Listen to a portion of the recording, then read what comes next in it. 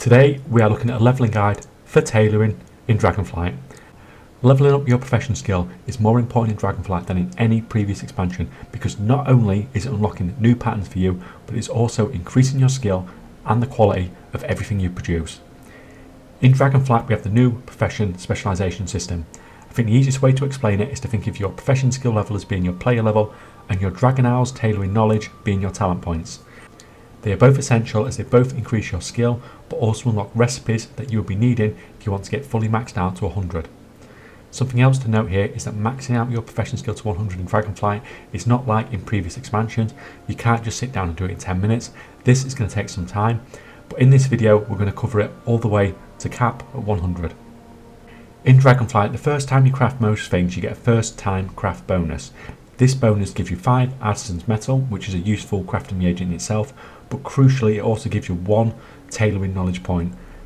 This means that whilst we are levelling up, we're going to be crafting in such a way that we're going to hit as many of these one-time crafting bonuses as possible, whilst at the same time trying to keep it within a budget. This is quite different to pre-Dragonflight professions where you just spam whatever was the cheapest way to get your skill points, but this is going to give us a big head start when it comes to choosing our specialisation later on, and we'll have a lot of those talent points to commit. Our approximate list of materials to get our tailoring skill to around 55 to 60 is 420 tattered Wildercloth, 200 Wildercloth, 3 Chromatic Dust and 3 Vibrant Shards. Now I said an approximate list of materials. There is some degree of RNG when you're dealing with profession skill ups, so you may get lucky and need less, or you may end up needing more. Once we have finished this initial part of the profession levelling process, we'll talk about what we're going to do to get us all the way to 100 tailoring skill. Now all of this was filmed on a beta, so there is the possibility that things may have changed, but this was late in the beta, so nothing drastic should have changed. We're going to start by unravelling all of the tattered Wildercloth to turn it into spools that we can use. Once that is done and you're trained, you're going to make a Wildercloth tailor's coat and equip it for some bonus tailoring skills straight away. Make a Wildercloth bandage, a surveyor's cloth bands, a surveyor's cloth threads, and finally 6 Wildercloth bolts before training again. Surveyor's cloth robe and then train again. Wildercloth chef's hat, then surveyor's tailored cloak, and then your skill should be around 26. Make 2 vibrant Wildercloth bolts, then a Wildercloth fishing hat before training again. Now you'll craft a surveyor's seasoned cord and a Wildercloth alchemist robe before training again. Craft Wildercloth enchanter's hat and a surveyor's seasoned gloves. You may have to make an extra one here depending on the RNG. You should be around 41 skill. Make the surveyor's seasoned shoulders twice. Just make sure you are making the right one. There's a visual bug here on beta. Then after training, make the surveyor's seasoned pants twice to get the last bit of training you need. Make a vibrant spell thread and you should have enough leftover materials to create around 3 surveyor's seasoned hoods, which should take you to around 56 to 58 tailoring skill.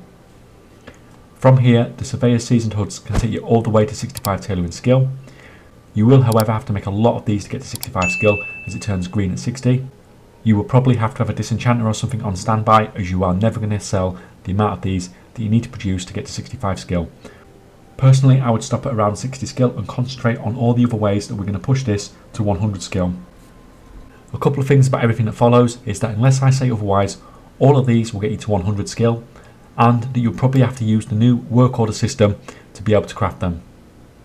In Dragonflight we have a lot of epic gear recipes that seem to be random drops and are tradable on the auction house.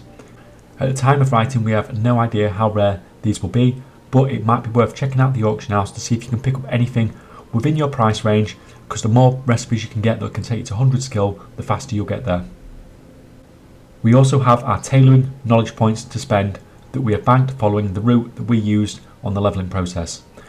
There are a lot of recipes to get unlocked from the specialisation system that can take you all the way to 100 skill.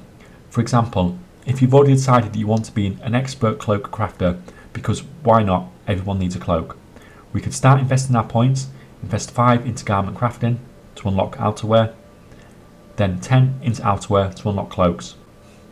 Once we learn the cloak subspecialisation, this unlocks us the ability to craft Vibrant Wildercloth shawl, which will get us all the way to 100 skill.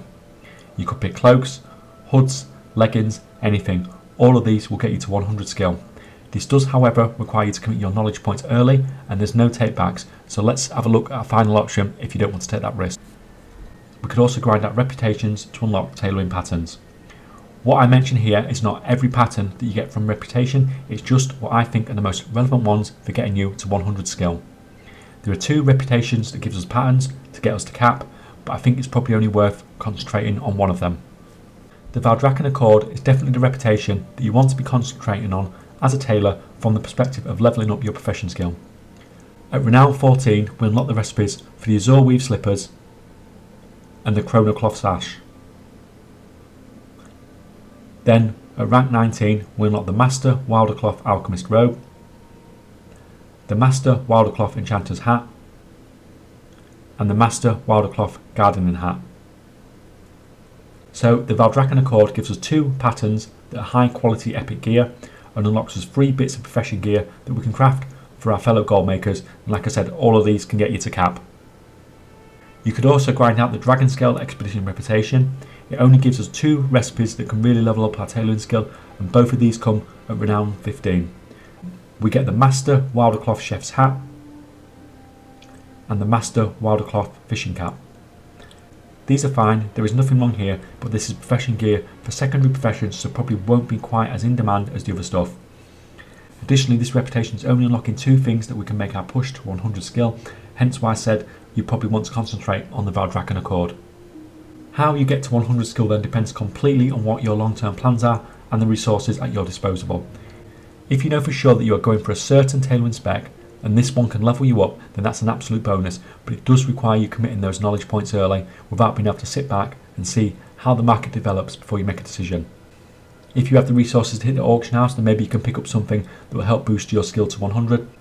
Or if you don't want to commit all your gold to recipes or risk committing your knowledge points early, like I said, Valdrakken Accord unlocks us 2 epic crafts at Renown 14, and it unlocks us 3 bits of profession gear at Renown 19, which would both take us all the way to 100 skill. Anyway, I hope this helped you getting you started with your tailoring profession in Dragonflight. Thanks for watching guys, and see you next time.